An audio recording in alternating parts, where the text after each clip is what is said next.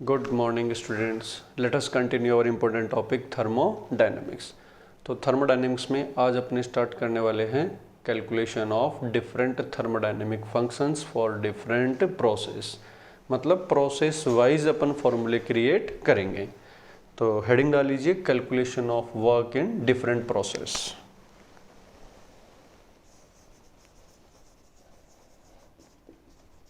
Calculation of work, कौन सा work है ये? PV work in different process. Process wise upon calculation करते हैं। तो सबसे पहले हेडिंग डाल लेते हैं calculation of work in isochoric process. First, in isochoric process. Isochoric process में देखिए फॉर्मूला तो एक ही है जिसको मैंने ब्रह्मास्त्र बोल रहे थे कि W is nothing but minus integration of P external dV। तो वो ये फॉर्मूला तो W is equals to minus integration of P external dV। तो आइसोकोरिक प्रोसेस में dV क्या होता है भाई? जीरो। तो जब ये वाली टर्म जीरो हो जाएगी तो वर्क को क्या आना पड़ेगा? जीरो आना पड़ेगा। इट मीन्स आइसोकोरिक चाहे रिवर्सिबल हो चाहे इरिवर्सिबल हो, रिवर्सिबल इरिवर्सिबल का आइडिया में पहले से ही क्लियर है। आइसोकोरिक चाहे स्लो हो चाहे फास्ट हो, डीवी तो जीरो ही रहेगा।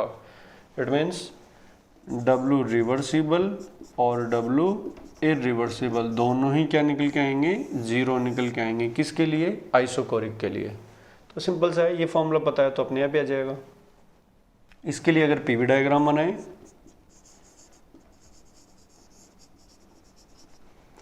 पीवी डायग्राम बनाए दोनों के लिए तो आराम से प्लॉट कर सकते हैं अपन। ये हो गया P, ये हो गया V। पहला ले लेते हैं फॉर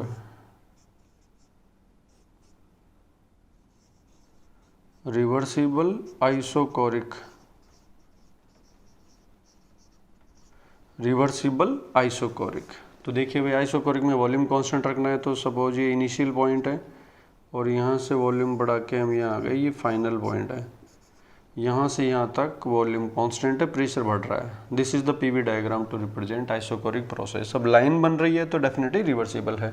अगर इरिवर्सिबल की बात करता है तो उस केस में जो डायग्राम हमें मिलेगा उसमें ओनली इनिशियल और फाइनल पॉइंट मिलेंगे।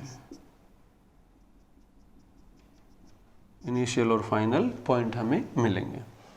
तो प्रैक्टिकली अगर अपन बात करें कि भाई आइसोकोरिक रिवर्सिबल और आइसोकोरिक इरिवर्सिबल को प्रैक्टिकली कैसे फील कर सकते हैं, कैसे होते होंगे ये, तो बहुत ही सिंपल सा हिसाब किताब है।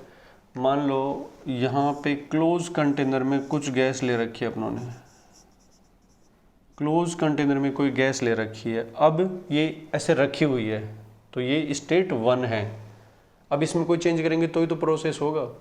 तो क्लोज कंटेनर में गैस में आप कुछ भी चेंज करोगे, कुछ भी क्या बचे हमारे पास? वेरिएबल तो जा रहे होते हैं, P, V, N, T। V constant है, N कांस्टेंट है, तो दो ही बचे, प्रेशर और टेम्परेचर। तो मान लेते हैं कि इस गैस को हम यहाँ पे हीट कर रहे हैं। तो ये जो हीटिंग है ये आइसोकोरिक ही होगी। क्लोज कंटेनर है ये, क्लोज।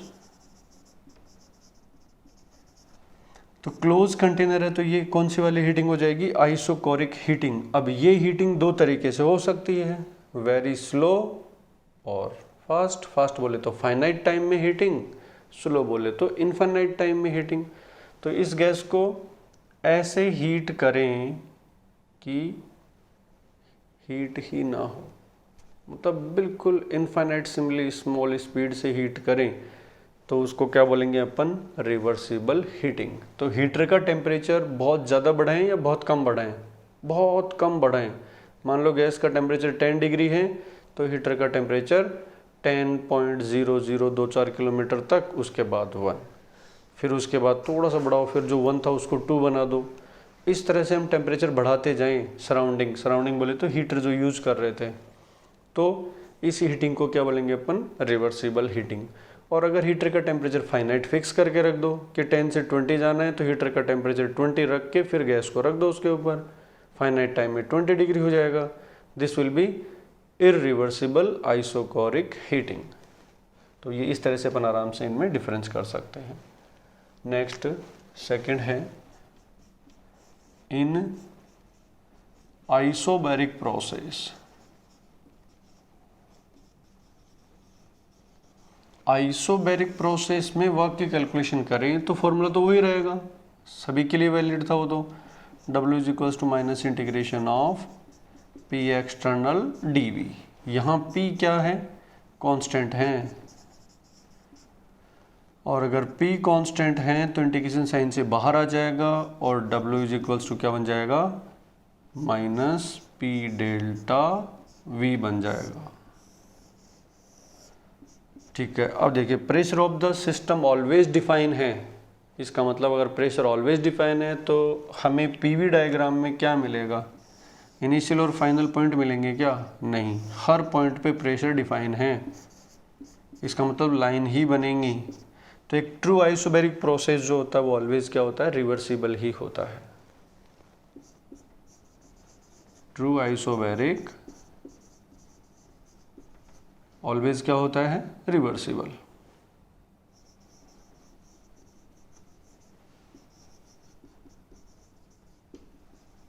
ऑलवेज रिवर्सिबल होता है। बस ये वर्क का फॉर्मूला था, एक ही फॉर्मूला था, बेसिक उसी को अपन अलग अलग तरीके से कन्वर्ट कर करके लिख रहे हैं। इसके बाद अपन आ जाते हैं आइसोकोरिक के बाद आइसोथर्मल प्रोसेस। आइसोथर्मल के लिए डिफरेंट तरीके से अपन कैलकुलेशंस करते हैं। तो नेक्स्ट हेडिंग डाल लेते हैं, calculation of work in isothermal process.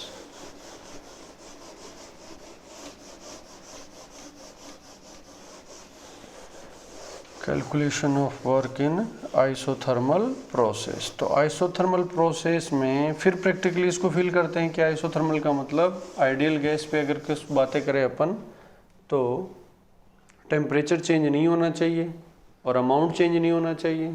तो PV इक्वल्स टू RT में कितने वेरिएबल होते हैं, 4, टेम्परेचर कांस्टेंट है, मोल कांस्टेंट है, तो कौन है वेरिएबल, P और V। तो P और V को हम दो तरीके से चेंज कर सकते हैं, फास्ट और स्लो, और उसमें भी दो तरीके की बात हो सकती है। सपोज कोई हमने गैस ले रखा है, अब इसमें P और V चेंज करना है तो क्लोज कंटेनर नहीं ले सकते हैं, तो हम क्या लेंगे, इसमें एक मूवेबल पिस्टन लगा हुआ कंटेनर लेना पड़ेगा ताकि हम उसका प्रेशर और वॉल्यूम चेंज कर पाएँ, तभी तो हम आइसोथर्मल की बातें करेंगे। तो आइसोथर्मली हम गैस को देखिए ऐसे ऐसे कर रहे हैं अपन, प्रेशर लगा रहे हैं तो ये हो रहा है, प्रेशर बढ़ रहा है, वॉल्यूम कम हो रहा है, टेम्परेचर कांस्टेंट है। तो this process is known as isothermal compression. और अगर ऐसे जा रहा है आइसोथर्मल एक्सपेंशन है तो आइसोथर्मल ही। और यही दोनों चीज़ें वेरी स्लो भी हो सकती है और फाइनाइट टाइम में भी हो सकती है। तो ओवरऑल कितनी चीज़ें हो गई, 4। कौन सी 4 देखिए, पहले टेम्परेचर कांस्टेंट रखना है तो कंप्रेस कर सकते हैं आराम से, तो आइसोथर्मल कंप्रेशन। फिर दूसरा आइसोथर्मल एक्सपेंशन, और यही दोनों चीज़ें स्लो और फास्ट दोनों तरीके से हो सकती है। अगर इनको दोनों को स्लो लेंगे तो रिवर्सिबल बोलेंगे और फाइनाइट टाइम में लेंगे तो इरिवर्सिबल बोलेंगे। तो अब ओवरऑल हमारे पास कितने टर्म्स हो गई, 4।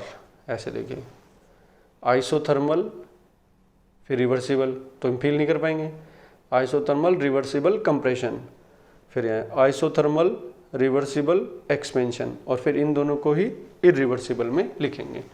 तो इसका एक फ्लो चार्ट अपन बना लेते हैं, calculation of work in isothermal process. Isothermal process, यहाँ पे हम आइडियल गैस की बात कर रहे हैं, ये भी इंपॉर्टेंट चीज़ है, ऑन आइडियल गैसेस, ये है थर्ड। तो यहाँ पे इसको हम बेसिकली पहले 2 पार्ट्स में डिवाइड कर लेते हैं, आइसोथर्मल एक्सपेंशन और compression.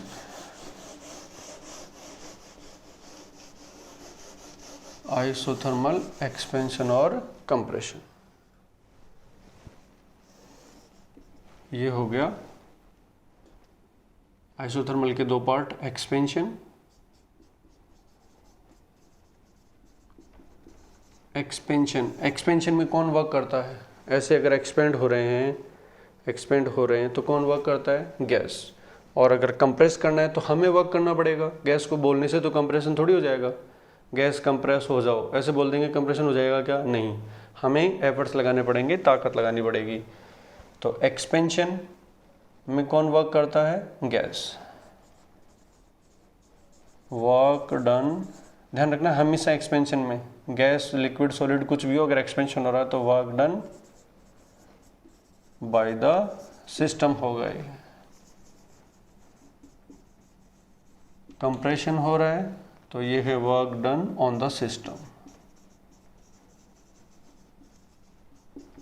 Work done on the system, पहली चीज। ये दोनों ही बातें, यहाँ जो वर्क आएगा पॉजिटिव आएगा नेगेटिव आएगा? Negative definitely. यहाँ जो वर्क आएगा वो पॉजिटिव आएगा। रीजन सीधा सा है, सिस्टम पर वर्क हो रहा है, इसका मतलब सिस्टम को हम एनर्जी प्रोवाइड कर रहे हैं in the form of work. System की एनर्जी को खींच रहे हैं, एक्सट्रैक्ट कर रहे हैं in the form of work. ठीक है, ये फिर से पूरा मामला कितने टाइप से हो सकता है? 2 टाइप से। ये भी पूरा मामला कितने टाइप से हो सकता है? 2 टाइप से, रिवर्सिबल एंड इरिवर्सिबल। ये भी रिवर्सिबल एंड इरिवर्सिबल 2 टाइप से हो सकता है। ओवरऑल देखिए 4 टाइप कौन से बन गए? आइसोथर्मल एक्सपेंशन रिवर्सिबल, चाहे रिवर्सिबल एक्सपेंशन आइसोथर्मल, चाहे एक्सपेंशन आइसोथर्मल रिवर्सिबल, ये एक ही बात है। हर वर्ड का अपना मीनिंग होता है।